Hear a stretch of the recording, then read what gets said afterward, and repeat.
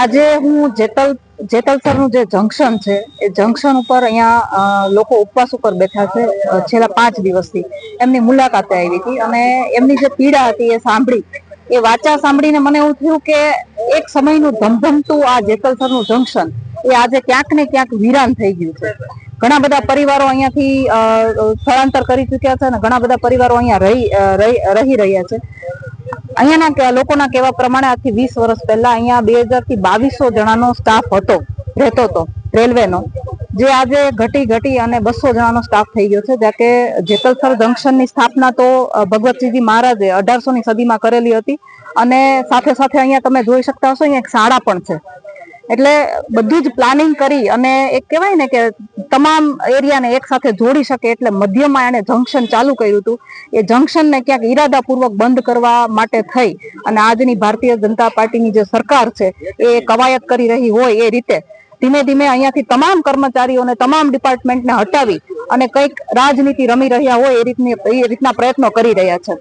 એટલે મારું સરકારને એટલી જ વિનંતી છે કે અહીંયાથી જે તમે જે વૈધા ઘટ્યા જે કર્મચારીઓ છે એની જે તમે સ્થળાંતર કરવાની જે કોશિશ કરી રહ્યા છો, તો તમારે લોકોને પેલા તો સમજવા પડશે કે એના જે પરિવાર છે, એક તો રેલવેના કર્મચારીઓ એટલે કે એની ઉપર એવી જવાબદારી હોય કે ભારતનું સૌથી વ્યસ્તમાં વ્યસ્ત તંત્ર હોય તો એ રેલવે સ્ટેશન છે, રેલવેનું તંત્ર છે. કે એક સેકન્ડ માટે પણ નજર હટી એટલે દુર્ઘટના ઘટી અને એ જવાબદારી નિભાવતા એના પરિવારથી દૂર જઈ અને ક્યાંક ને ક્યાંક નોકરી કરતા હોય અને અહીંયા એનો પરિવાર પણ આખી રાત જાગી અને એની ચિંતામાં હોય. એવી પરિસ્થિતિમાં સરકારે અહીંયાથી ફરી પાછી 120 જણાની કંઈક બદલી કરી છે એવી કંઈક વાત છે અને એ 120 જણાની બદલી કરી છે ત્યાં એની જરૂર પણ નથી, છતાં પણ અહીંયાથી એને ક્યાંક ને ક્યાંક સ્થળાંતર કર્યા છે. હવે તમે વિચારો કે એની 2-3 પેઢીઓથી અહીંયા જેતલસર જંકશનની અંદર રહેતા હોય, અહીંયા કામ ધંધો કરતા હોય, અહીંયા પ્રોપર્ટી વસાવી હોય, અહીંયા છોકરાના ભણતર હોય, અહીંયા બધું જ એને સ્થાયી કરી દીધું હોય ને હવે જરૂર વગર એને અહીંયાથી બદલી કરવામાં આવે એટલે ત્યાં કર્મચારી અને અહીંયા એનો પરિવાર રજડી પડ્યા છે. કહેવાય ને કે કુટુંબોને પરિવારોને આમ અલગ કરી નાખ્યા છે, એને વીખી નાખ્યા છે. પરંતુ આ ભારતીય જનતા પાર્ટીની સરકાર છે એટલે ક્યાંક ને ક્યાંક હું એવું કહી શકું કે ભાઈ એ લોકોને પરિવારની કે સામાન્ય માણસોની કે સામાન્ય કર્મચારીઓની ગરીબ લોકોની ચિંતા ક્યાંય છે જ નહીં. એ સ્પષ્ટપણે દરેક જગ્યાએ દેખાય છે. ખેડૂત હોય કે કર્મચારી હોય કે પોલીસ તંત્ર હોય કે સ્ટુડન્ટ હોય, મહિલાઓ હોય, કોઈ પણ માણસ હોય એને પોતાના હક માટે થઈને રોડ રસ્તા ઉપર બેસી અને આંદોલનો કરવા પડે પણ સરકાર ક્યારેય કોઈનામાં ધ્યાન દેતી નથી. બીજું મારે કહેવાનું એ છે કે જેતલસર જેની વિધાનસભામાં આવે છે ત્યાં એના જે ધારાસભ્ય છે એ પણ ભારતીય જનતા પાર્ટીના છે, જયેશભાઈ રાદડિયા, અને જે સાંસદ સભ્ય છે એ પણ મનસુખભાઈ માંડવિયા છે એ પણ ભારતીય જનતા પાર્ટીના છે.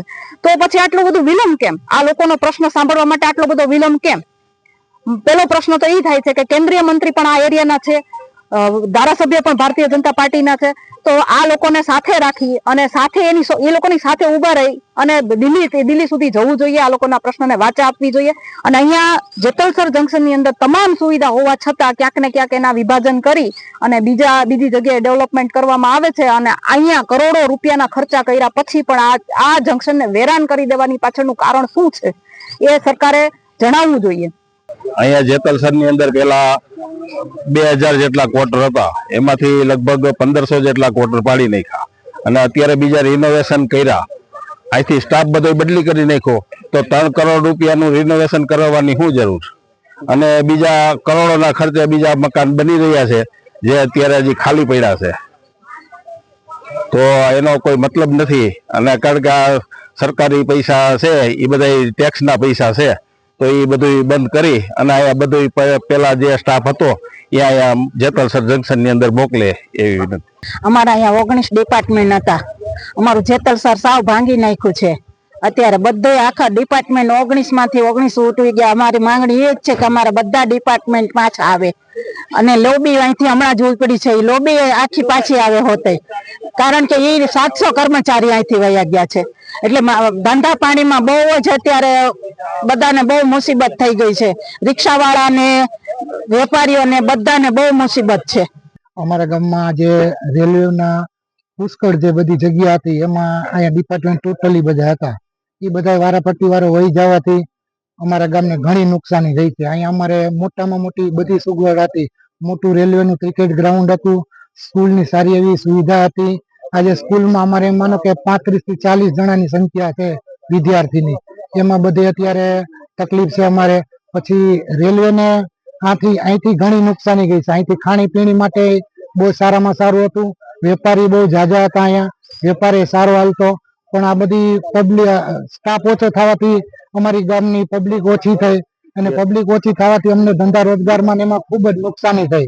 અત્યારે અહીંથી ઘણા વેપારીઓ તો અહીંથી ધંધા રોજગારના હિસાબે એ લોકો અહીંથી બીજે સ્થળાંતર કરીને વયા ગયા, અને હાજી જો આવું ને આવું રહેશે તો બીજા બધા વયા જશે.